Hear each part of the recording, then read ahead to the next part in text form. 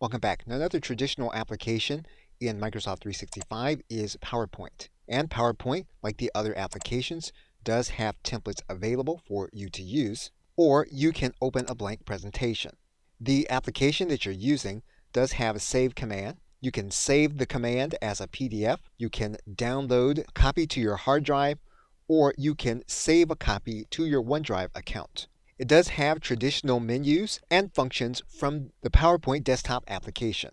You do have access to the PowerPoint AI Designer or your projects, and you have the AI-based Rehearse with Coach. This will allow you to rehearse your presentation as it is and to get real-time feedback on how you are delivering your presentation.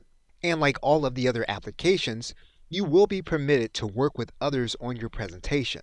So you can give others access to edit your presentation, and all they'll need is a free copy of the Microsoft 365 application. Okay, so with that, thanks, and I will see you in another video.